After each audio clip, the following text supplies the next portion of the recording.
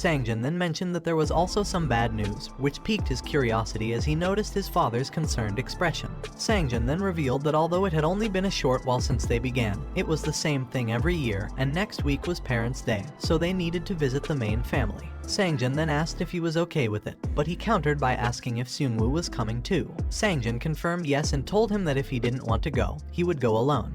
He knows that Do Seungwoo is the one who incited the triplets to bully Kunwu. He then asked Sangjin what was next, and just as Sangjin was about to explain, Sangjin noticed his attitude and asked him what he was thinking about. He just creepily smiled, thinking that his cousin's presence was enough reason for him to go to their main family house. May is family month. During the weekend on Parents' Day, after a late lunch, they all headed to the main household of the Shinjeom-do. Sangjin told him to keep an eye on his little sister Yi-yoon to ensure she doesn't cause any trouble, and reminded Yi-yoon not to try climbing the lion statue like she did last year. She excitedly replied yes, and he affirmed that he would watch her. Sangjin then cautioned him not to stir things up and pleaded with him not to do so, but he merely asked Sangjin when he had ever done so. Sangjin admitted he hadn't, but his recent actions had made him a bit nervous. He reassured Sangjin not to worry, but thought to himself that it couldn't be helped. They were always kept on edge at every family gathering. This is why Jaya and their father become sensitive and wary each time there is a gathering like this. Considering that nothing good had ever happened at these family gatherings, he wasn't surprised. He knew this time would be no different, but he felt compelled to go to the main family house because he needed to acquire courage, no matter what. The day before heading to the main family house, Kunwu was training with Hanoul and Yi-yoon. He reflected on his progress, acknowledging that although he had learned to control his instincts, it was not enough. He refused to be swayed by that damned evasion instinct again. He realized he needed a skill that could properly control it, and there was one that fit the bill: courage, a skill that resists the power emitted by others. He knew there would be times when powerful beings emitted pressure by releasing their aura and killing intent to intimidate their opponents. When exposed to such pressure, players' stats would decrease, often leading to defeat in battle. Courage not only allows them to resist it but also increases their concentration and evasion rate during life-threatening moments. He knew he had to learn the skill, courage, without question because it was the perfect combo when paired with his evasion instinct and instinct control, which was ideal for combat against Jinwoo. He'd like to learn it before heading to the academy, but he wondered where he could acquire it. He also knows there is a problem because the conditions to acquire courage are quite troublesome. The in-game requirements are as follows. First, the character trying to acquire courage must form a party with only one companion, who is stronger than themselves. Second, after meeting the first condition, the character must face an opponent who emits pressure without any external assistance. Although the stronger companion, Kang Hanbiel for example, shouldn't intervene in the battle until courage is acquired, this is not an absolute requirement. Remember, in the game, Hanbiel is the protagonist, so excluding him from the party isn't an option. He knows that courage can be obtained with a certain probability by dodging the opponent's attack, and the chances of acquiring it increase if the opponent is strong, making it quite difficult to obtain. He thinks it would be easier to obtain it while he is still relatively weak, similar to when he mastered instinct control. However, the problem is, he doesn't know where to find a strong opponent who emits pressure, and he knows that facing such a foe alone could be disastrous. He then starts to think of someone who could emit pressure without killing him, a strong person who wouldn't kill him. He then thinks of someone perfect for the description and smiles, knowing that there is someone like that at the Shinjeom-do. A moment later, they arrive at Shinjeom-do, and they both get out of the car. People line up on their side respectfully and greet them politely. Sangjin asks the butler how he has been and how his brothers are, to which the butler replies that currently, except for Du Woojin's family, everyone else has gathered. He asks the butler if his eldest brother hasn't arrived yet, but the butler simply tells him that he'll show them to their room.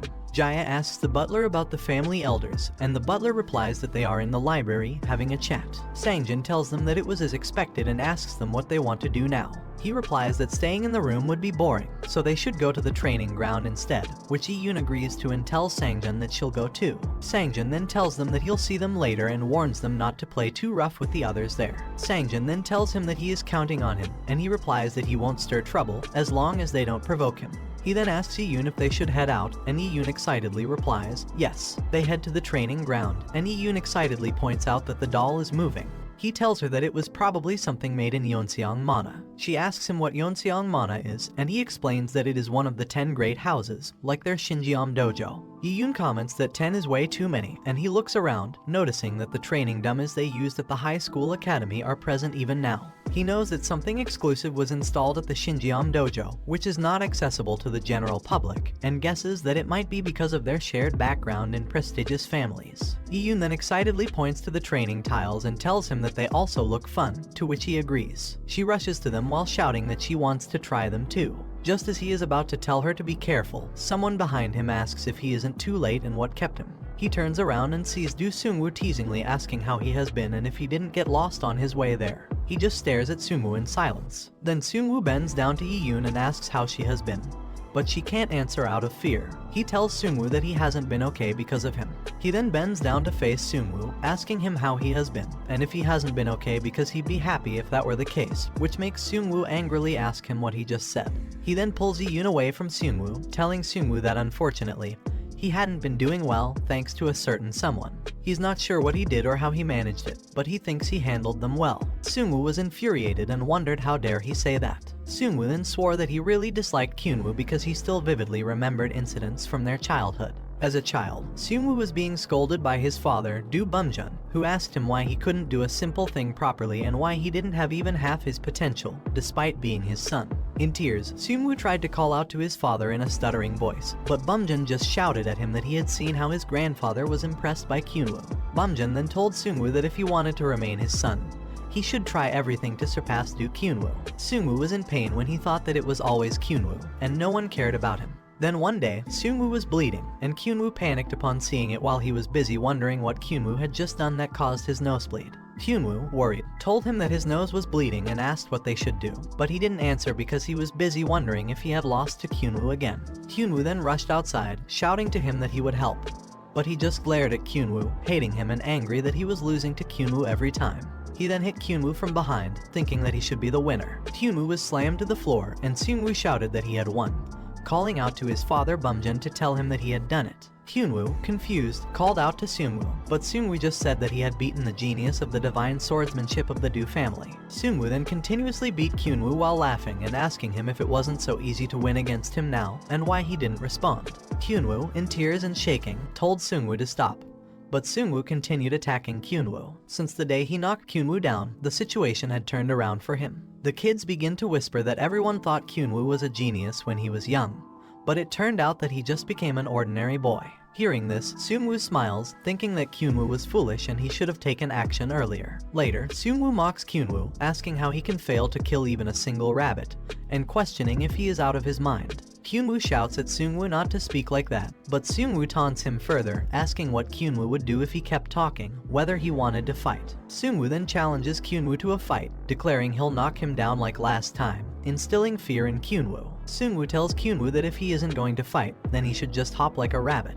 At that moment, Seungwoo realizes that Kunwu is extremely afraid of hurting others and doesn't fit in a martial arts family. Seungwoo then grabs Yi-yoon, wondering if Kunwu will run away again, thinking he can't even fight back. Seungwoo then confronts Kunwu, asking if he can face him properly now, suggesting they set aside time for a duel and warning him that he won't go easy on him, thinking Kunwu will refuse and tremble. However, Kunwu surprises him by asking if they should do it and if they should get on with it now, leaving Seungwoo stunned in shock and disbelief. On the other hand, in the parents' room, Jaya covers her nose because of the cigarette smell. Sangjun worriedly asks her if she is okay. She asks why he is concerned, and he replies that he was just asking because she dislikes family gatherings. She explains that being looked down upon as a commoner isn't something that just happened overnight, and hearing about how he married into a prestigious family without even being qualified has been exhausting. However, she says she's fine as long as it doesn't affect their family. He thanks her and shields her with his power, telling her that it should block the smell of cigarettes. She thanks him for his thoughtfulness, telling him he is the best. However, they are startled when someone speaks from behind them, and they turn to see Do Bumjun, the third son of the divine swordsman of the Do family and Do Seungwoo's father. Bumjun tells them it's been a while now and that this is their first meeting since what happened to Kunwu.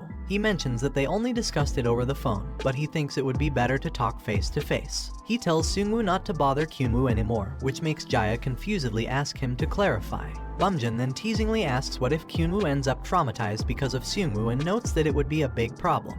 He adds that if they need to go to the hospital because of the incident, he should let him know because he'll introduce them to a good psychiatrist, and apologize for Seungwoo's behavior. Jaya worriedly asks if Kunwu is getting bullied and what Bumjun means by his comments. Surprisingly, he slaps Bumjun's hand away. Bumjun, taken aback, asks if he really just did that, but he simply questions what Bumjun meant by his earlier remarks, apologizes, and tells Bumjun to instruct Seungwoo to speak directly to Kunwu and not to interfere in their affairs since it is a matter for the kids to resolve themselves. Bumjun angrily asks if he's sure he won't regret rejecting his help and if he's confident he can handle it all by himself. Suddenly, a man calls out to Bumjun in panic, shouting that Seungwoo and Kunwu are fighting. Bumjun smiles upon hearing this and teasingly remarks that it turned out as he expected. Bumjun also mentions that he guessed it was better to let them resolve it themselves, as he suggested, and because Kunwu is a member of the Divine Swordsman of the Du family, Kunwu needs to maintain his reputation. They might be able to see their fight if they go now. Bumjun then teasingly asks what he thinks about it and asks everyone if they want to watch the fight with him. The drunken parents excitedly agree.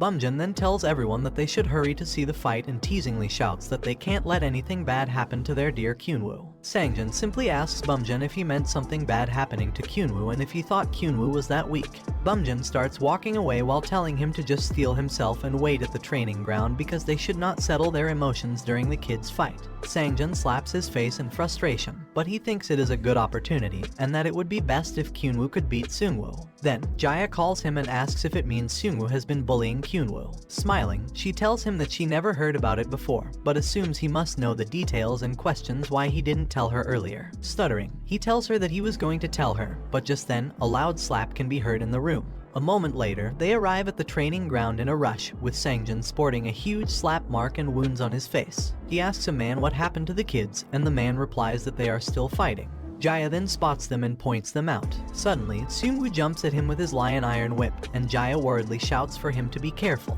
He immediately positions his training sword and blocks it with his Beast King style defense. Second form, lion iron shield. Seungwoo continues to attack, arrogantly telling him that he knows he will use that technique and that the only way to win against the second form is by using a third or fourth form. Seungwoo also tells him that he has read him like a book, so he won't be able to surpass him, but he simply asks Seungwoo what he is talking about. He then kicks Seungwoo in the stomach, and Seungwoo is surprised that he just attacked him with a normal kick. Seungwoo then falls to the floor, and he teasingly tells him that he was slow. Meanwhile, in the main building of the Shinjiam dojo, an old man finished showering and stood up, feeling refreshed. Men approached Su Wang Duyik, the head of the Shinjiam dojo, to report that his banquet would start soon and that they were ready to assist him with his preparations. Su Wang mentioned that it had been some time since everyone had gathered and asked if he was correct in thinking that nothing troublesome had occurred recently. One of the men replied that there had been no significant issues to concern him, though his two sons had argued a bit. When Su Wang inquired about which sons they were referring to, the man named Bumjun and Sangjun. Su Wang then clarified, asking if they meant Sangjun, the one who knows his place. The man explained that the issue seemed to center around his grandchildren. Su Wang asked if it involved the bullying incident and remarked that even Sangjun couldn't stay silent when it came to his own children. He then inquired further about what had happened, and the man replied that Seungwoo and Kunwu had started sparring around that time, which allowed the young masters to resolve the issue themselves. Su Wang noted that Sangjun must be embarrassed again, but the man informed him that Kunwu had been the one to suggest sparring first. Su Wang expressed surprise, remembering Kunwu as a timid and fragile child. The man confirmed it was indeed Kunwu, adding that he had boldly proposed the idea to Seungwoo. Su Wang asked if he could still catch them if he went now, but the man replied that quite some time had passed since it started, and it might already be over by the time he arrived. Nevertheless, Su Wang quickly removed his towel, remarking that he could guess the outcome, but still wondered what Kunwu was thinking and what had inspired him to challenge Seungwoo to a sparring match. He then dressed swiftly and excitedly told his men that he would go check it out immediately. He ordered them to prepare his things. Meanwhile, at the training ground, Kunwu's parents and the other adults were shocked when he easily defeated Seungwoo. Kunwu thought it was nothing special and then noticed that his instinct control level had increased to level 2. He hadn't planned to end it so quickly and wondered if he should request another round when Seungwoo woke up, considering all the times Seungwoo had annoyed him. Despite being the same age and often compared within the Shinjiam dojo, he tried to maintain a good relationship as cousins, but it seemed Seungwoo must have truly resented him. He also knows that Seungwoo's bullying persists, causing him to sink into self-loathing. 5 years later, he enrolls in the academy where Hanbyul is studying. Although he is still dominated by Seungwoo, Hanbyul rescues him. Subsequently, Hanbyul defeats Seungwoo, who emerges as a formidable boss, and then recruits him as an ally. Essentially, Seungwoo's actions inadvertently provide the opportunity for Hanbyul and Kunwu to become friends. Despite knowing everything, Kunwu realizes he cannot continue to tolerate Seungwoo's bullying. He acknowledges that the dynamics have shifted from the old game storyline and vows to change, refusing to remain a victim any longer. When Seungwoo still doesn't get up, Kunwu sternly tells him to wake up and shakes him with his training sword, admonishing him not to think the confrontation is over. He angrily accuses Seungwoo of feigning unconsciousness and warns him that he has barely started to repay him for all the suffering he has caused. Grabbing Seungwoo by the collar, he shouts, asking if Seungwoo can hear him, but then notices a wet yellow stain spreading from Seungwoo's shorts, which disgusts him. His parents call out to him worriedly. Suddenly, Bumjun laughingly shouts that the sparring might already be over and there's nothing to see. Bumjun praises Kunwu, advising him not to dwell too much on the defeat, but is shocked when he sees Seungwoo collapsed and having wet himself in fear. Enraged, Bumjun pushes Kunwu away, shouting, demanding to know what he did to leave Seungwoo in such a state, and how dare he treat his son that way. Sangjun, furious, confronts Bumjun, asking what he thinks he's doing to Kunwu and if he's lost his mind. Sangjun then loudly reminds Bumjun that he was the one who insisted they not interfere, regardless of the sparring's outcome, and questions if Bumjun remembers that. Bumjun retorts, shouting for Sangjun to step aside and questioning his authority to speak to him in such a manner. In shock from seeing his father and Bumjun arguing, Sangjun asserts that just because Bumjun is his brother doesn't give him the right to do whatever he pleases, shouting that he was there and it was a fair match, but Bumjun dismisses Sangjun's words as biased. While he was overhearing his father and uncle arguing, he sighed, recognizing the chaos, and asked his mother if he should intervene before things escalated further. He pointed out that Yoon was present and suggested they should stop the fight, but he was taken aback when his aunt shouted, accusing his mother of calling her son a thug. His mother retorted, explaining that the sparring had ended and Bumjun had struck the boy unnecessarily, which indeed made him a thug. During this heated exchange, his little sister jumped in to help their mother by biting his aunt, leaving her shocked and thinking that his mother was intimidating. He stood stunned, observing the unfolding drama around him, and pondered frustratingly over how he could possibly stop them. Suddenly, a voice boomed out, demanding to know what everyone was doing. At that moment, the system alerted him that he was exposed to pressure, reducing all his stats by 10%. Everyone paused to look at the source of the voice, and he instantly recognized it. He remembered that in the game, while Academy City was the main setting and other elements weren't detailed, the strongest individuals, including the most revered swordsmen at the Shinjiam Dojo, were sometimes mentioned. One such individual was Su Wang Duyik, the master who ruled over all swordsmen. Su Wang declared the scene a complete mess and berated them, asking if this was how members of a prestigious family behaved. He expressed his embarrassment at the spectacle and sarcastically noted how commendable it was for brothers to fight. Turning to his sons, Su Wang demanded to know what was happening. Bumjun tried to blame Kunwu, but Su Wang cut him off, stating he hadn't asked for his input. He walked closer, preferring to hear from the person directly involved, making him nervously wonder why his grandfather would single him out. Su Wang then addressed him directly, asking for an accurate account of the events. He didn't answer immediately, overwhelmed by fear. Facing his grandfather felt like confronting a mountain. Shaking, possibly from the pressure exerted by the head of Shinjiam Dojo, he stuttered out that he had initiated the sparring and won. Su Wang noticed his discomfort and released his aura, which seemed to lift the heavy atmosphere. Su Wang then asked him directly if it was true that he had challenged Seungwoo to a sparring match and won. He replied affirmatively and confidently told Su Wang that he had defeated Seungwoo. Su Wang inquired about the details of the victory, asking if he had used any unfair tactics. He explained that Seungwoo had lost his balance after receiving a kick, allowing him to strike Seungwoo on the back of the head, which knocked him out. He assured Su Wang that if he sought accounts from the other spectators, he would receive more detailed information, although he admitted internally that his explanation might seem incomplete, but he prioritized honesty. Su Wang then questioned why he had touched Seungwoo after he had passed out. He responded that he was concerned something might be wrong with Seungwoo, who wasn't responding, and he tried to wake him. He admitted, albeit silently to himself, that part of his action was driven by frustration from being bullied, a detail he chose not to disclose. He explained that this was the reason he slapped Seungwoo. Su Wang smiled and acknowledged his explanation, then laughed loudly, commenting on how interesting the situation was. Seungwoo's mother asked Su Wang if he was really going to accept Kunwu's story, and Bumjun suggested they hear their side of the story. Su Wang asserted that the matter appeared to be resolved among those involved in the sparring and suggested they should leave it at that, leaving Seungwoo's parents shocked. Su Wang then declared that they needed to recognize what was apparent and questioned whether they should consult their son Kunwu, which confused them. Kunwu clenched his teeth, and when Su Wang asked him if he had been conscious for a while, which Kunwu confirmed, everyone was surprised to learn he hadn't been unconscious. Su Wang commanded Kunwu to tell the truth, questioning if he believed Kunwu had used unfair tactics to win. Kunwu denied any foul play, admitting Kunwu had beaten him fairly, which made it clear that Kunwu couldn't lie in front of his grandfather. Su Wang then addressed Kunwu's parents, pointing out that their son had acknowledged the truth, and asked if they were still going to be stubborn. Both parents apologized. Su Wang addressed everyone seriously, insisting that the matter should not be brought up again as it was settled. He then walked away, thanking everyone for coming and mentioning that it was almost time for the banquet, suggesting they continue their conversations there. As Su Wang approached the door, everyone respectfully told him they would see him at the banquet. Before exiting, Su Wang paused, looked back, and told Kunwu that after the banquet, he would evaluate his skills in a trial match, noting that he was looking forward to it. Afterward, Kunwu and his parents left in embarrassment. Kunwu, touching his back in pain, pondered over his grandfather's words but felt relieved that at least the matter was settled. However, he was suddenly startled by someone seriously calling his name. When he turned, he saw his mother with a smile, asking if they could talk for a bit. Moments later, in their room, Jaya asked him if he understood what he had done wrong, to which he replied affirmatively. Jaya then pressed him to specify his mistake. He admitted that the spar with Kunwu had unnecessarily involved his father and her while Sangjun and Iyun watched in fear. Jaya questioned him sternly if that was truly all he thought he had done wrong,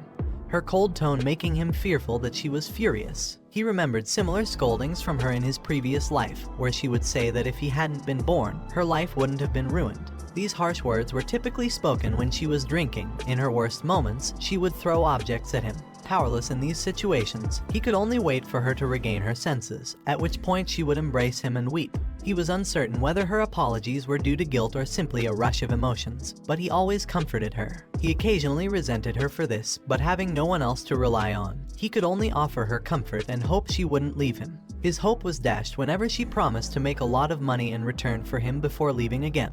At 10 years old, despite her sweet words, he recognized the harsh reality but chose to believe her to preserve peace. As a result, he lived recklessly, accepting it as the natural outcome of his life. Though he didn't dwell on it often, he sometimes thought about the person who had abandoned him, even in his current life. Jaya then asks him if he truly does not understand what he did wrong. He apologizes, guessing that perhaps this place isn't so different after all. Jaya reaches out, pressing him on what he did wrong, but he remains silent, contemplating how he could possibly ask for her forgiveness. He closes his eyes, wondering if his current mother would be appeased if he allowed her to hit him as his previous life's mother did, or if he should apologize for being born. However, he is taken aback when Jaya suddenly hugs him tightly and reassures him that there's no need for such thoughts, expressing her upset because he hadn't told her about the bullying he endured from Kunwu. She then apologizes to him, gently patting his head, regretting that she was unaware of his struggles and acknowledging how hard it must have been for him. Jaya embraces him again, tearfully apologizing, which makes him wonder why he was so fearful when his past and present lives are so different. He realizes he had always suffered in silence, not considering the deep wounds it left on his parents' hearts. He hugs his mother back, apologizing for not confiding in her sooner and promises to be more open in the future. Iyun, also in tears, tells Jaya that he shouldn't cry. Jaya responds that she isn't crying and invites her daughter to join in the hug, assuring her that she will protect her. Iyun then hugs Jaya and him together, exclaiming that she will protect her mother. Sangjun approaches, seeking a hug too, but Jaya stares at him with anger, leading him to question why she can forgive her son so easily but not him. Jaya tells Sangjun that until he understands, there can be no forgiveness for him. While his father tries to soothe his mother, his phone rings. He checks it to find a text from Hanoul announcing she made it to the top of the mountain. He sighs with a smile and laughs out loud, drawing curious glances from his parents and little sister, thrilled by the prospect of living his life anew. Suddenly, someone knocks on their door, announcing that the banquet will start soon and offers to help them get ready and guide them to the hall. Meanwhile, in another villa, a man informs the family that it's almost time for the banquet, so they should prepare. A woman asks her daughter if she is ready for the evaluation match, to which she unconfidently replies that she is. A moment later, at the Sacred Sword Taoist banquet,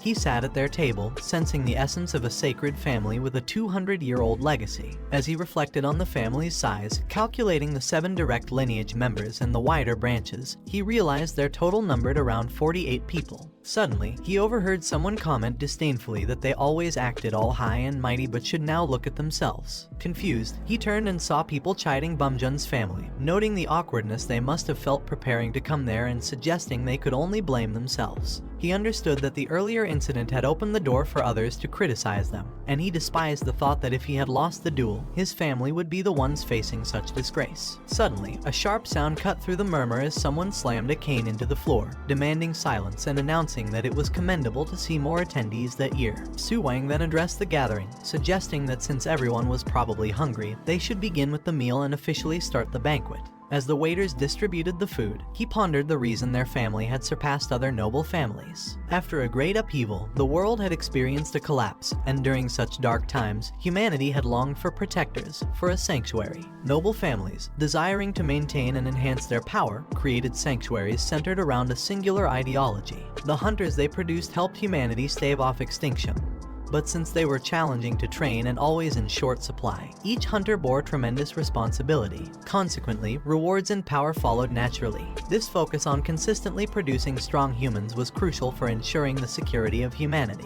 As a result, the 10 families, including the Sacred Sword family, inevitably gained significant influence, which explained why they had so many grandmothers and felt the need to cultivate strong talents to solidify their positions. He knew his father was the son of the 4th grandmother, who had passed away, and among his siblings, his father was the 5th.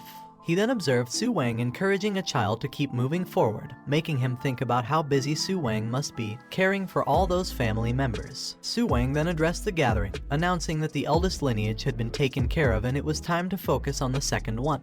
He called Xian forward and asked her if she was responsible for the thunderclap, to which she replied affirmatively. The adults reacted with shock, finding it impossible that Xian, merely a middle schooler, could cause such a phenomenon. They questioned how she could have achieved it. He noticed the adults' disbelief, but when Su Wang demanded silence, they stuttered their apologies, making him think that such feats were typical for his sister Xian. Su Wang then commended Xian, predicting that if she continued practicing the thunderclap at this pace, she would be the youngest after the 2nd family head to master it. He expressed his hope that she would grow into a leader surpassing even him. Xian confidently responded that she would do her best. He was impressed by her ability to endure Su Wang's imposing presence, noting her composure was indeed remarkable. She glanced at him, causing him to look away in a sudden panic, wondering why she was looking at him. Su Wang noticed his reaction and commented that Xian's growth reminded him of recent news about a certain two-faced rascal. He wondered if Su Wang was referring to the demonic dueler Xiao Jiangjin, known to live in the same generation as his grandfather and considered an external hunter. He also knew Jiangjin was Hanbiel's mentor, having recognized Hanbiel's potential as a hunter. Excited, he thought there was no way he'd miss any developments, as Jiangjin was a character featured in the game's prologue. He recalled that the demonic dueler was drawn to Hanbiel while the latter was training behind the orphanage and had offered to take him as a disciple. That was how Hanbiel became his disciple. Once Hanbiel turned 17, he declared his intention to honor his master's reputation, and not tarnish it as he descended from the mountains to enter Jumgang Academy, marking the end of the prologue. He mused that Hanbiel was probably undergoing rigorous training at the moment and expressed a desire to see him. However, unlike with Hanoul, he realized that interacting with Hanbiel could potentially alter the storyline. Suddenly, a man appeared shocked and asked Su Wang if it was true that the demonic dueler, Xiao Jiangjin, had taken on a disciple. Su Wang calmly confirmed it, adding that he had heard the disciple was 12 years old that year. He recalled the disciple's name was Kang Hanbiel, taken from an orphanage 2 years ago. Su Wang noted that since Jiangjin never liked being tied down to any family, it made sense he would choose a child with no connections as his disciple. The man queried whether their family members would end up competing with Jiangjin's disciple. Su Wang affirmed this, revealing that Jiangjin had expressed interest in seeing whose disciple was stronger, his or one from their family. Su Wang dismissed it as a childish and obvious provocation but admitted they couldn't just ignore it. He voiced his high expectations for those who would compete against Jiangjin's disciples, urging them to demonstrate their family's undeniable strength. Xian calmly assured Su Wang that she would meet his expectations, and other children stutteringly echoed her commitment. Following them, he also shouted his determination to meet the expectations, amazed that the demonic dueler had been challenging every major family, understanding now how Hanuel had garnered so much attention from the noble houses upon his enrollment. A kid then slammed the table, and Kunwu stutteringly proclaimed that he would not just meet the expectations, but exceed them, as his father had taught him. Kunwu proudly shared that his father always said that even when a lion hunts a single rabbit, it must give its all. Inspired by his father's words, he vowed to exert his full effort in battle, regardless of the opponent. He smiled upon hearing Kunwu's words, thinking how Kunwu had been thoroughly defeated by Hanuel, bringing disgrace to their family. Suddenly, Su Wang asked him what he found so amusing, startling him and Kunwu. Su Wang inquired why he was laughing and urged him to share the joke with everyone. Caught off guard and horrified, he hesitated for a moment. His parents were shocked, and his father tried to explain to Su Wang that Kunwu was merely in a good mood because of something he had eaten. However, Su Wang persisted, insisting that he wanted to hear the explanation directly from him, asking again why exactly he was laughing. Sweating with nervousness and unsure of how to respond, he stood up and addressed Su Wang. He admitted that he had indeed laughed because of what Kunwu had said, but clarified that he wasn't mocking the words themselves. Kunwu looked shocked by the admission, prompting Su Wang to question what exactly he meant. He posed a question to Su Wang, asking if a huge lion would really go all out to catch a single rabbit, and noted that it seemed odd to him because if a lion needs to exert maximum effort to catch one rabbit, it suggests the lion might be in trouble. If that was the case, then the lion was arguably done for. He explained that the confident way Kunwu had said it was what had made him laugh, and then he apologized for any misunderstanding. Suddenly, Su Wang burst into loud laughter, proclaiming that it was quite an unusual perspective. He mused that if the king of beasts has to go all out for just one rabbit, it probably does suggest that the lion's life is on the brink. He told him that he would ponder over his words, seeing them as a proverb that served as a reminder to always reflect on oneself and ensure they were not getting weaker. He reassured Su Wang that he was still in great shape and thanked him for his understanding, thinking to himself that he had somehow earned his grandfather's approval and decided to just roll with it, despite receiving serious glares from Kunwu and his parents. Su Wang then complimented him on his sharpness and expressed high expectations for him, which left him somewhat confused. Then, Su Wang seemed to recall that he had something important to announce to everyone, urging them to listen carefully. He announced that today's evaluation match would be held inside a gate, catching everyone off guard. Xian echoed in disbelief, asking if he truly meant a gate. Sangjin expressed concern, reminding Su Wang that there were still children among them, and another adult questioned the gate's difficulty level. Su Wang responded that for the descendants of the sacred sword family, white gates should be a breeze, revealing that the gate for the evaluation match would be of the yellow grade, which is the 3rd level. After the feast, they all headed to the yellow gate. He surveyed the imposing structure, doubting whether they were truly prepared for the challenge it represented, and wondered if they should proceed. Su Wang then checked if everyone was present or if they were still waiting for more people. He placed the key in the gate and issued a last call for anyone who might have changed their mind about joining the evaluation match. When no one responded, Su Wang declared that they would open the gate. As he turned the key, a strong, bright light and a gust of wind burst forth. He shielded his face from the intense wind, while Sangjin protectively held Yiyun from behind. As the wind subsided, he saw what lay inside the gate. The system notification confirmed his entry into the great jungle of the Chief Four. Su Wang announced that the evaluation was starting now, and the system displayed the instructions for their strategy, starting with descending a cliff. They were to follow the gate's notifications, break through the jungle, and reach a lake at the center. Pointing to it, Su Wang explained that a rank 3 monster, the chief, lived in the lake and rarely emerged from the water. He cautioned that while they might want to hunt it, they shouldn't attempt underwater combat with their current skill levels, much to the adults' relief. He too felt relieved, knowing that they weren't even High Academy students yet, and recognizing that fighting underwater would be overly ambitious. Su Wang further reassured them by explaining that the hunters had weakened the chief and sealed its ability to dive, leaving it barely able to stand at the water's edge. The adults cheered, relieved by this news. Su Wang then questioned if this setup should make the task relatively easy for them, but he remained silent, skeptical about the true difficulty of their mission. He noticed that it wasn't just the chief they had to worry about. The considerable distance to the lake also posed a challenge, prompting him to consider the stamina they would expend reaching their target. He realized that despite the assurances, the challenge ahead was no easy feat, and the difficulty was quite formidable. Su Wang, noticing his pensive silence, reassured everyone that there was no need for undue worry since hunters had already culled most of the dangerous monsters, and they were well prepared with the necessary equipment. A man handed Su Wang something that surprised him, a screen choker that allowed real-time observation and a device known as a gate watch, which could monitor their mana and pulse. Su Wang explained that these artifacts were critical for safety. If they encountered any trouble, the devices would help locate them instantly, allowing hunters to dispatch assistance promptly. He recalled seeing similar devices at the academy. Su Wang instructed them to wear these artifacts at all times during the evaluation match and to handle them with care to avoid damage. He further explained that the match would last 3 hours, and they should set their timers upon activation.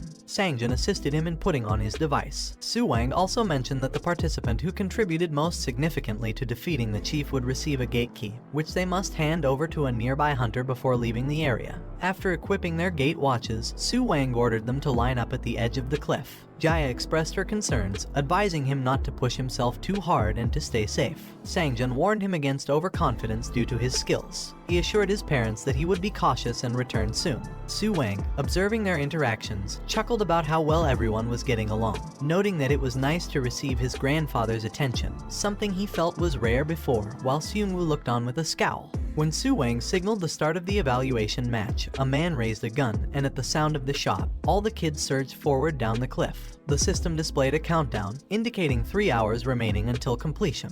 While other kids panicked, some shouting about their fear and wanting to quit, asking how they were supposed to descend, he gripped the rope firmly, reassuring himself. He reminded himself that there was no need for fear, his instincts would guide his movements and help him avoid danger. He landed on a small stone and leaped again, channeling mana into his legs to absorb the shock of the fall. Once safely on the forest floor, a notification instructed him to break through the jungle and make his way to the chief's lake. Knowing that time was of the essence, he quickly set off through the dense undergrowth. Suddenly, he narrowly avoided an attack that whistled past his leg. Turning, he found himself facing 7 pocket apes, ranked .01. He eyed the apes, suspecting they were the culprits that had launched the attack by throwing objects. Observing the group, he noted that although numerous, they weren't particularly formidable adversaries. As one of the apes hurled a stone at him, he effortlessly dodged. Understanding that once they exhausted their supply of projectiles, they were merely aggressive primates. With his heightened evasion instincts, dodging them proved manageable. He prepared his sword, anticipating their next move. Once they ran out of ammunition, they would likely attempt to flee, and he preferred not to exhaust himself in a chase, opting instead for a counterattack. When the stone was about to hit him, he managed to hit it back, hitting the pocket ape. The situation escalated when an ape aggressively threw a rock directly at him. Calmly positioning his sword, he taunted them, questioning their aim. With a swift movement, he struck the stone with his sword, hurling it back at the attacker. The stone hit its mark, causing the ape to collapse to the ground. He couldn't help but grin, declaring it a home run, which left the remaining apes staring in horror. Moments later, a loud crash echoed through the jungle, signaling that he had successfully neutralized the threat. While he was pleased to have handled the situation, he realized with concern that he was running dangerously low on both stamina and mana. Furthermore, the lake was still a considerable distance away, and he had already spent 30 minutes of his allotted time. He continued walking through the jungle, questioning whether they really had a chance against the chief. As he pondered, his foot struck something on the ground. Looking down, he discovered a vitality fruit in the grasp of a fallen pocket ape. Known for its restorative properties, the fruit was favored by pocket apes and used in potion making, capable of restoring 50 health points upon consumption. He picked it up, recalling that such fruits were commonly found around pocket apes. From his past life, he also remembered a blue variant of the fruit. A smile spread across his face as he formulated a plan to survive the jungle's perils. Meanwhile, back at the cliff where the parents and other adults were observing the competition, Jaya overheard one of the mothers anxiously asking her husband if he thought their son might be dead. The husband reassured her that their son had likely used his mana just in time, which might have left him a bit dizzy, but he would be alright. The woman expressed concern that, even though the monsters were weakened, roaming in packs still posed a significant danger. Nearby, Bumjen inquired to Su Wang about Seungwoo's performance. Su Wang noted that while Seungwoo's execution of the white mask movement was smooth, some actions were unnecessary, yet he was handling them wisely. Bumjun proudly exclaimed that it had only been a short while since they began training Seungwoo, but he was learning quickly. He suggested that Seungwoo's loss in the duel was due to Kunwu letting his guard down, a comment that left Sangjun and Jaya silently fuming. Suddenly, the spectators witnessed Xion executing the fifth form of the King of Beasts attack style, Lion's Blitz, a 4-strike combo that impressed everyone, including Xion's parents. Bumjun pointed out to Su Wang that Seungwoo was not backing down either. Su Wang acknowledged that Xion's skills had notably improved, recognizing the thunderclap, but he expressed concern about how much mana and stamina the kids were using, especially considering the upcoming battle with the chief. Bumjun assured Su Wang that Seungwoo would manage fine, to which Su Wang responded that they would see in due time. Just then, a loud noise erupted from the jungle, drawing everyone's attention. They saw Kunwu skillfully throwing an ape into the air and dispatching more apes with remarkable agility. Su Wang, puzzled, asked what Kunwu was doing. Sangjun and Jaya, both visibly anxious, responded that Kunwu was simply taking the evaluation match very seriously. On the ground, he ate the vitality fruit and confidently remarked that the challenge was proving to be easier than expected. As Sangjun watched his son with a mix of confusion and admiration, Jaya observed worriedly. However, Bumjun laughed dismissively, claiming he couldn't believe it and suggesting Kunwu had just come to play around. He urged everyone to watch their diligent Seungwoo instead, which irritated Sangjun and Jaya. Su Wang interjected, asking Bumjun if he had failed to notice that Kunwu was not only avoiding all the monster attacks, but also effectively counterattacking.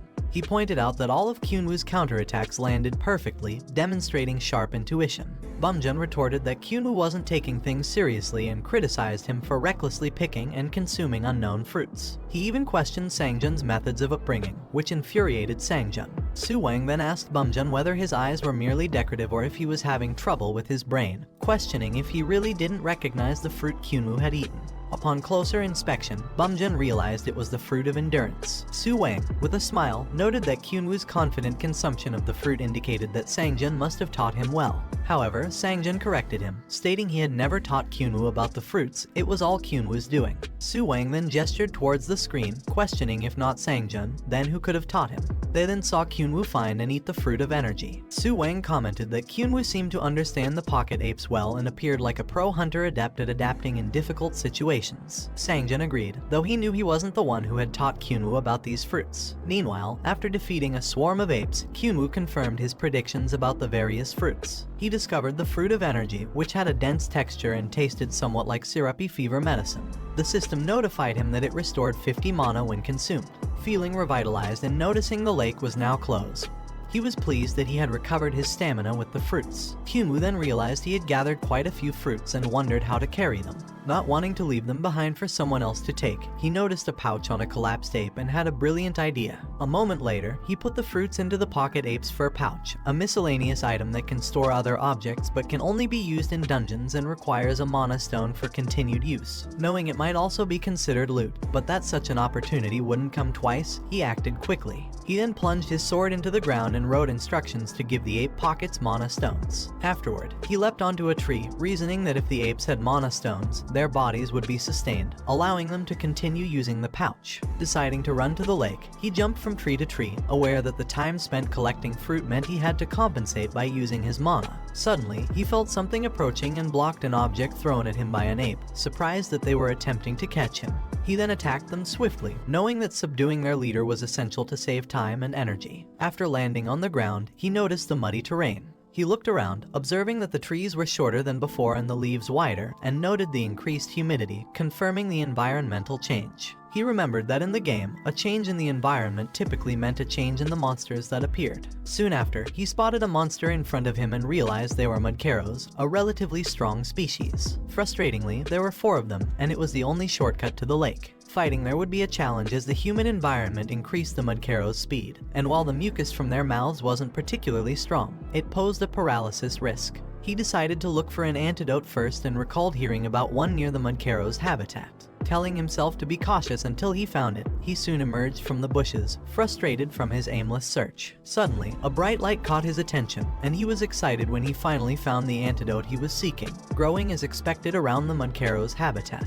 He picked the antidote, pondering whether his continual encounters with monsters were fortunate. He then realized he hadn't invested any stats in his luck. deciding to consume the antidote immediately, the system notified him that he had consumed mud herb root, which increased his immunity by 11% for 30 minutes and informed him that repeated consumption would boost his immunity by 15%. He was disgusted when he ate the antidote, but then he heard someone shouting for something to go away. Surprised, he heard the voice again declare that if they could only move properly, they would all be dead. He peeked behind the tree, curious about who had encountered the monster, and saw that it was Rudel-Kiro, rank 2. He watched as Rudel-Kiro threw poison at the person and understood the danger they were in.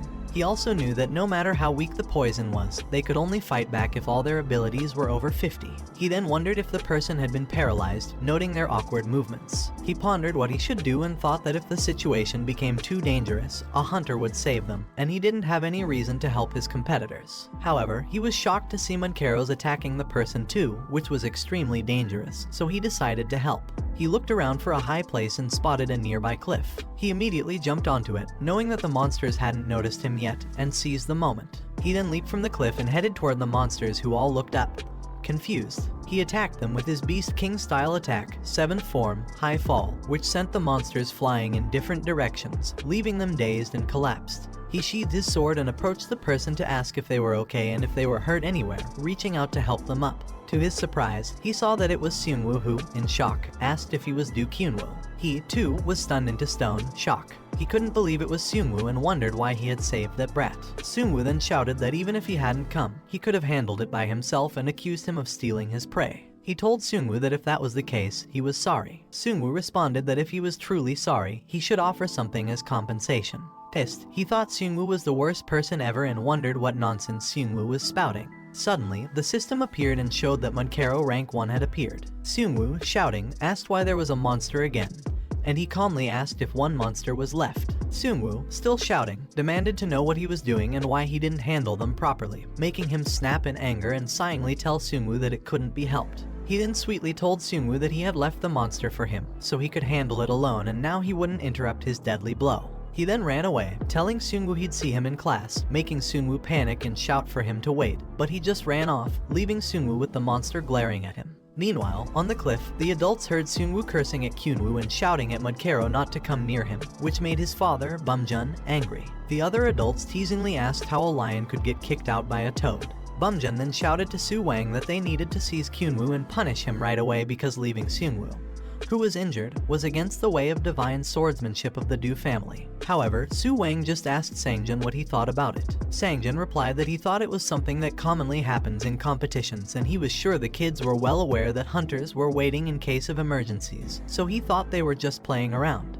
Bumjun furiously asked Sangjin if he was kidding him right now, but Sangjin simply replied that even if Kunwu hadn't come to help, Kunwu could have handled it by himself and asked Bumjun if he was wrong, leaving Bumjun unable to answer. Su Wang then put his hand on Sangjin's shoulder, telling Bumjun that Sangjin was right and that they couldn't stop the evaluation match and scold the child because of it. Sangjin then mentioned that Kunwu would appreciate it if he heard about this while Bumjun was fuming in anger. Su Wang then looked at the system, thinking that the matter was really interesting and, if his eyes weren't mistaken, it must be blue thunder around Kunwu. Su Wang knew it was deep in the forest so many people wouldn't notice, but he was sure it was blue thunder, making him wonder how Kunwu could do it. Back in the jungle, he was catching his breath in a tree, wondering if the jungle was coming to an end because he noticed changes in the surroundings again. He then felt a refreshing breeze and was surprised to see a lake very close by when he looked up.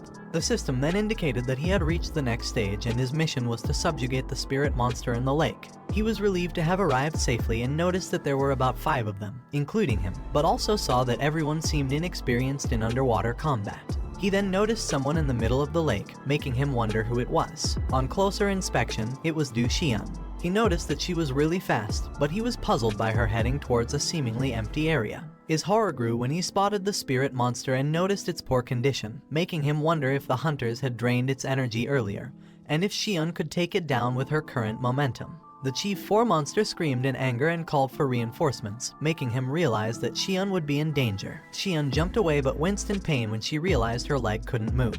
He rushed towards the lake, realizing the gravity of the situation, and noticed by Xian's strange movements that she was also paralyzed. He looked at his sword, wondering if he could face the spirit monster alone with Xian in such a condition. He knew that with his gift, he could dodge all their attacks, but it would quickly deplete his stamina and mana. He then looked at his other cousins and thought he should cooperate with Xian's acquaintances, but wondered if they would listen to him. He then grabbed a fruit from his fur pocket, decided to stock up on stamina, and began formulating a plan. He then realized something as he looked at the fruit, thinking it might be possible. On the other hand, Xian felt unable to move her shoulder and her left leg, making her wonder if it was a paralysis effect. She knew that in her body's current state, she couldn't approach any closer. The monsters then jumped towards her, making her wonder if retreating was her only option. Forcing herself to stand, she reminded herself of how far she had come. She then exhaled to calm herself down and dashed towards the monsters. She threw water at the monsters, which blinded them, and swung her sword using her Beast King style 6th form, Lion Riot Dance, easily slashing them in half. She then looked behind her to attack the other monsters, but just as she was about to strike, she couldn't move her body. The monsters leapt at her while she wondered why she felt so paralyzed. Attacking them was difficult with her injured hand, making her realize she was in danger. Suddenly, she heard him telling her that he'd attack on the right and she should take the left. She immediately looked to her left and attacked the monster on her side, noticing her body moved at the command of his voice. She then looked at the person who had commanded her because she moved exactly as he had said. She was then surprised to see that it was Kunwu, the rabbit. He walked closer to her while respectfully calling her and asked if she could cooperate with him. She asked him if by cooperate he meant working together, to which he replied affirmatively. He wondered aloud if it was because she had turned 14 that she looked quite young, as he remembered her differently. She then suggested that they should not talk there and move somewhere else to discuss further. Meanwhile, on the cliff, the adults noticed that everyone was having a hard time. They observed that even though the chief monster was weakened, it still seemed overwhelming for the kids, especially since they lacked experience in fighting on the surface of the water. The adults also pointed out that the presence of so many monsters made it hard to even approach the chief.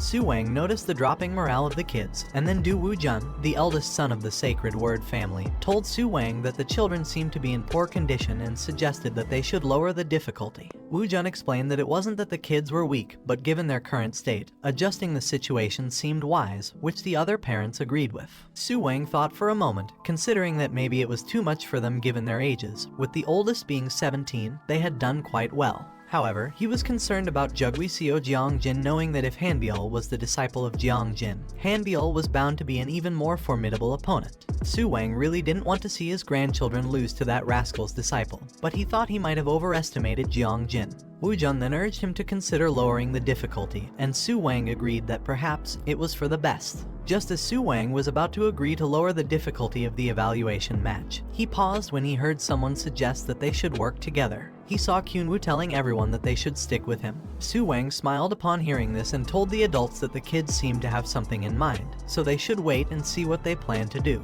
Kunwu's cousins asked him what he meant by cooperation, and although they acknowledged that Xian had the skills, and they could accept following her lead, they wondered why they should trust Kunwu with it.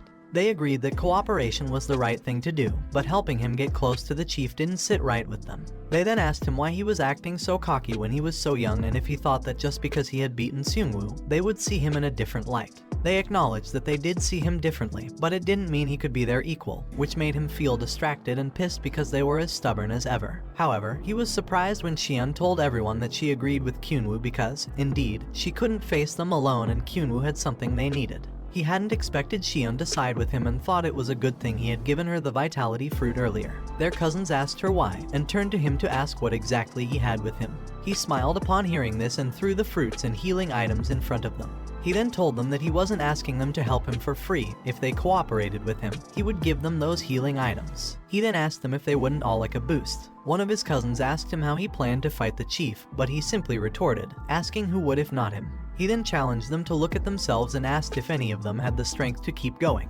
He also pointed out that they were all thinking that if only they had more stamina, more mana, or weren't paralyzed, they could have performed better, which left everyone shocked. He then gave them the fruits and told them to take those to regain their strength and show the adults watching them that they were not an embarrassment. He also mentioned that there wasn't much time left, and they couldn't just end on a weak note, therefore, they should stick with him and work together. The system then showed them that they only had 52 minutes to complete the mission. He was checking the system, thinking that everyone was a bit recovered when someone shouted his name. When he looked back, he saw Seungwoo and couldn't believe that Seungwoo was still alive. He smiled at him, making Seungwoo angrily ask him what was with his annoying expression. But he just offered the fruit to Seungwoo and asked if he wanted to cooperate too. Seungwoo snatched the fruit from him, making him annoyed. but he thought that even though he really didn't like it, the more allies he had, the better. He then called everyone to listen and asked if he was right that they had recovered a bit. He then stared at them seriously and told them that they should let him explain the plan. After that, he told Xion that she would cover the chief's right side and he would take the left. She replied that she got it, but asked if she had to be on the right side. He explained that it was because she was stronger than him, knowing that the chief's left arm was severed and not as well defended, which is why it was better for her to keep the right arm in check. He then told everyone that it was time to begin, and the system issued a warning that they had encountered the chief, rank 3, along with 17 bosses ranked 1. They all rushed towards the chief, and he instructed Seokwoo to take command of the minions, explaining that he and Xion needed to focus on the chief and couldn't assist him. Seokwoo acknowledged the command, saying he understood and would provide support from behind. He then directed the others to separate to the left and right, emphasizing that their priority was to clear a path. On the other hand, he told Xion that they should move out, and then they ran to their respective sides. The chief screamed in anger and furiously denounced them as mere humans. It then charged up power in its hand while challenging their audacity to confront the ruler of the lake. The chief created a sharp weapon from water and, shouting at them, declared it would eliminate all of them, calling them pathetic humans. It then launched the weapon in Xion's direction, catching her by surprise. Fortunately, she jumped away in time to dodge it. She then activated her Beast King offensive style third form and slashed the chief with her Lion Iron Split technique. When she landed back in the water, Kunwu rushed behind the chief, and upon reaching the other side, he activated his Beast King offensive style first form and attacked the chief with his Lion's Fury technique, but the chief dodged it. Both were surprised that it dodged his attack. The chief then glared at them angrily, and they noticed its tails moving, realizing that it seamlessly switched between attack and defense, making it difficult for them to approach. Nonetheless, they both rushed at it again, knowing they had the advantage and that there was no need to hurry. They continuously attacked the chief together without pausing, and a few minutes later, the chief was catching its breath, clearly exhausted. He nodded at Xion, signaling that it was their chance because the chief was getting weaker, and she nodded back in agreement. They both dashed toward it and used their Beast King offensive style second form, the Lion Claw Mark technique, to attack it together. He asked her if she managed to cut it, and she replied that it was a shallow cut. He commented that its hide was darn tough, but she corrected him, stating it was not hide, but scale. He replied that it was the same thing. He then smiled, noticing that the wound from the lion's claw mark was healing slowly and bleeding heavily, signaling that they just needed to hold out and rank 3 would be theirs. Suddenly, the chief attacked him with its tail, which he dodged while Xion shouted to him not to let his guard down. The chief glared at them, calling them damn rats, and remarked that if her arm were still intact, they wouldn't stand a chance. It then swung its tail in his direction while shouting that she'd tear him apart first. But before it could strike him, Xion slashed it from behind and taunted it, asking where it was looking since she was cautious just a moment ago. The chief screamed in pain and shouted that she wouldn't die like this. The chief then slammed her tail on the lake, declaring that even if she died, she would drag them all with her. He managed to use his Beast King defensive style third form, Lion's Barrier, to protect himself. They both ran toward the chief to attack again. Su Wang noticed how well Kunwu and Xion were coordinated and laughingly remarked that he now understood why Kunwu could defeat Seungwoo. Bumjun, in anger, wondered how Kunwu could fight at a level similar to Xion. Suddenly, someone pointed to the system, shouting for everyone to look at it, and they were all surprised to see Xion activating her Blue Thunder. Su Wang proudly declared that the signs were already there and it had finally happened. But his attention snapped back to the system when someone stutteringly urged everyone to look again. They then saw Kunwu trying to calm his breathing, correct his posture, and achieve complete unity with his sword. He maximized his senses and perfected the activation of his mana circuit, gaining an acute understanding of everything around him. The adults were in shock and could scarcely believe what they were witnessing. Even Su Wang was stunned when he saw Kunwu trigger the Blue Thunder as well. Recognizing the threat, the chief knew it had to dodge as Kunwu and Xion activated their Beast King offensive style fifth form. In a panic, the chief realized it needed to evade their attacks, but when they both struck with their Lion Onslaught technique, the chief saw the lion appear larger than herself. Together, they defeated the chief with their special technique. The notification then showed everyone that they had cleared the gate, and a gate exit would be created around the gate key. Su Wang and the others sat in silent disbelief until Su Wang broke the silence with a laugh, saying it wasn't just one. Turning back to the system, Su Wang remarked that all this time he thought Kunwu was just a mere rabbit. but it turned out Kunwu was a lion cub instead. When he saw the notification, he was relieved that it was finally over. Xian praised him for his excellent performance, and he returned the compliment. He remembered that in the game, achieving certain feats or receiving particular evaluations from people could earn him titles, but he was surprised to receive 2 titles simultaneously. One of them was Lion Cub, and the pronunciation in Korean humorously resembled cursing, making him wonder about the nature of the title. However, he was pleased to see that the adults who were watching had changed their opinion of him, and he even received recognition from his grandfather. He knew it had been a long time since anyone had shown interest in him, who had previously failed to even catch a measly rabbit, and his grandfather had distanced himself from him. The notification then asked him if he would like to replace the title Rabbit with Lion Cub. He pondered whether it was a title that boosted the effect of the Beast King style by 10%, but he realized that changing it would mean he could no longer use Rabbit, the symbol of Duke Kunwu.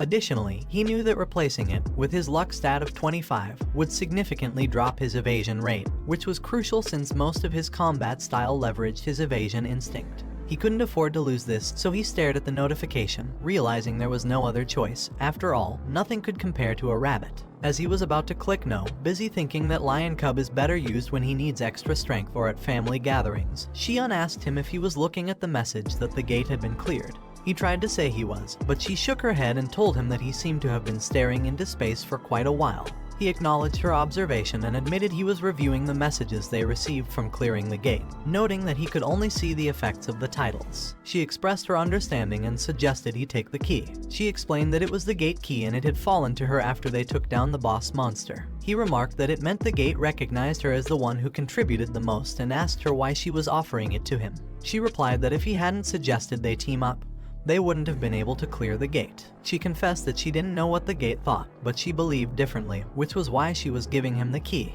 She then smiled, thanking him and telling him that it was all because of him. He accepted the key, stunned and bashful. Suddenly, someone appeared behind them, causing both to turn around. The man congratulated them on clearing the gate, and he noticed that the man was wearing Regulus clan attire, indicating he was a hunter serving their family. The man then informed them that if they handed over the gate key, he would deliver it to the family head. Remembering that it was agreed to hand over the gate key to a nearby hunter after clearing the gate, he gave the key to the man. The man confirmed receipt of the gate key and mentioned he would also report that Xian and he had played key roles in the gate's clearance. He then asked the man about the dead body of the Chief 4. The man explained that, as they knew, loot obtained from the evaluation battles was usually owned by the family. However, in this case, it seemed wise to make an inquiry to their master, Su Wang. The man relayed the inquiry to Su Wang, who responded that the spoils belonged to the winner. The man relayed that Su Wang had approved and that ownership of the loot belonged to the party who defeated the monster. He excitedly replied that it was great and they would take the boss's loot. He told Xian that since she also fought, they could share, but she declined, surprising him. He asked her if she really meant it, and she affirmed, telling him that he could have it. Gratefully, he thanked her and approached the dead Chief 4, asserting that he would keep it. He knew there was no way he would leave the boss's body floating around there, especially since the boss was ranked 3. He then found the crystal and, as expected, the magic stone was of high quality because it was from a rank 3 boss. But then, he noticed more shiny objects in the water. He quickly picked them up and was shocked to find that it was an intermediate physical ability magic stone. Upon absorption, he received 1 bonus point that could only be used to enhance physical stats if they were under 80. He was in shock, realizing the rarity of finding a magic stone that allowed him to choose which stat to enhance, especially since it was of intermediate level. Deciding to save it for when it was most needed, since physical stats above 70 are difficult to improve, he told Xian that he really owed her one. She appeared confused at first but then mentioned that magic stones were extremely rare, and suggested they have it appraised outside, which he agreed to. She then congratulated him on being able to use the Blue Thunder, admitting she meant to say it earlier but had forgotten. He thanked her and told her that she was also impressive. He shyly smiled and suggested that they should head back as well. Upon their return, Su Wang happily and proudly praised everyone for doing a great job, especially mentioning Xian and him for their impressive skills. He also told them that they had broken the record set by the second family head while they were being treated, making him wonder if it was his triggering of the Blue Thunder that had Su Wang looking so pleased today. Su Wang then put his hand on his head and patted them both, advising them not to become complacent but to continue striving humbly and tirelessly. Initially surprised, he smiled warmly, feeling gratified to be acknowledged by Su Wang. The notification then once again asked him if he would like to replace the title Rabbit with Lion Cub. He looked at the yes option, thinking it might be an opportunity he should seize, and considered asking Su Wang for a favor. He then approached Su Wang, stating he had a request. Su Wang, intrigued, urged him to speak up. He boldly asked Su Wang for permission to enter the treasury of the Divine Sword Du family, which left Su Wang surprised and asking if he had indeed mentioned the treasury. A moment later, as they followed Su Wang, he turned around, remembering he had said it was okay if they wanted him to guide them there, but he wondered why everyone was following. Sangjin then praised him for his performance and mentioned that he had watched from the cliff, affirming that he seemed to have mastered the Blue Thunder. However, Sangjin then seriously inquired how he knew about the fruits, with Jaya looking at him angrily. Sangjin cautioned him that while it was okay to know what he was eating, he should be careful about consuming anything without checking, as some plants and animals that appear similar in the gate can be entirely different. Jaya then asked, somewhat angrily, what he would do if he ate something harmful and got sick or poisoned, while Yiyun excitedly expressed her desire to try some fruit too.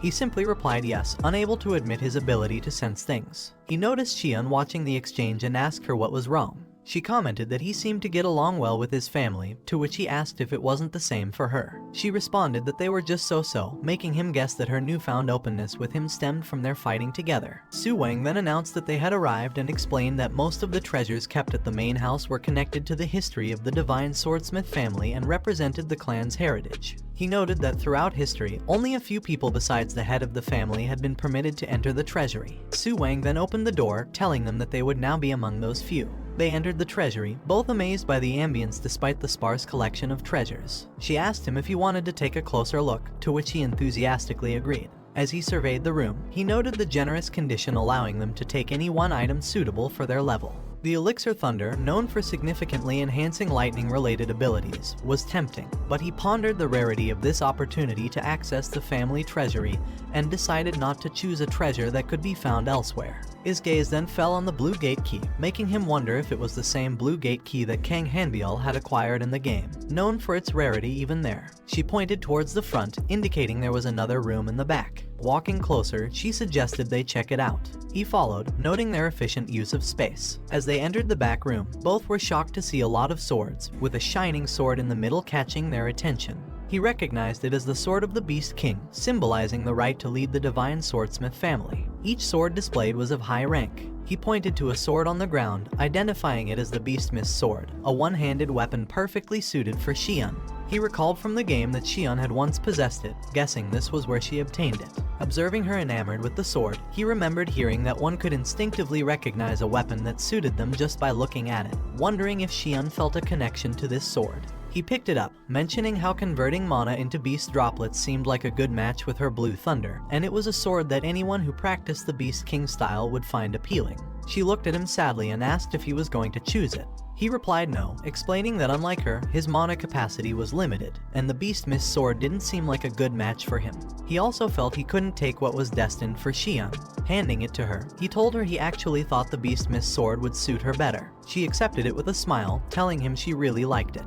He teased that the name Lightning Flower didn't seem fitting for Xian's response and told her if she was grateful, she needed to take care of it, and if the Academy City or his family needed help, she should assist. She agreed, promising that as long as it was within her capabilities, she would help him anytime. He asked if it was a promise, and she confirmed it was. She then inquired about his own choice, offering to search for a sword together. He declined, saying he had already found his choice. Walking towards it, he grasped the sword, confident he had found the right one for him. He was surprised by the sensation he felt when he picked up the sword, making him wonder if Xian had experienced the same. It felt as though only the sword and he existed in that world. He pondered whether the sword was calling to him, or if he was the one drawn to it. Slowly, he drew the sword from its sheath, certain that it was the only one meant for him, the Azure Sword. The system then displayed that the Azure Sword was a one-handed weapon, favored by Du Minjin, the second head of the Divine Swordsmith family. Forged by quenching the Horn of the Thunder Beast for 100 days, it was unique in the world and known to test its master. Its effects included a bonus of +3 to health and agility, and, when equipped, it transformed into a reverse-edged sword.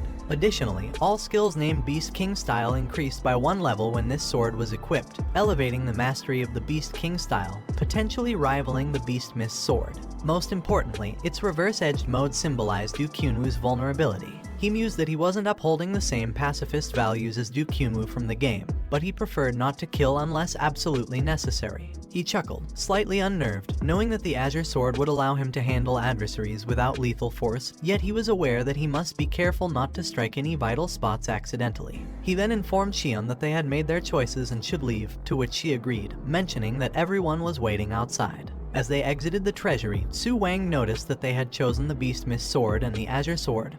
Both excellent selections. He handed the swords back to them with a reminder that both were favored by the family's second head and should be treated with care. They both thanked Su Wang for his trust and guidance. Holding his new sword, he called out to Su Wang, expressing his joy at having a new sword and seeing him after so long. Curious, he asked if Su Wang could teach him some of his sword techniques. The request left the other adults in shock and horror. Su Wang, however, was pleased and asked if he wanted lessons from his grandfather. He confirmed that he had never shared his sword skills with him before but agreed, stating there was nothing he wouldn't do for his grandchild's enlightenment. Given the late hour and the exhausting day at the gate, Su Wang suggested they start the lessons the next morning. Grateful, he bowed and thanked Su Wang, smiling at the prospect of gaining new courage from this experience. Well guys, that's the end of the video. If you like this video, comment part 3 in the comments section. Also subscribe to the channel, hit the bell and like the video. Thank you for watching and see you next time again.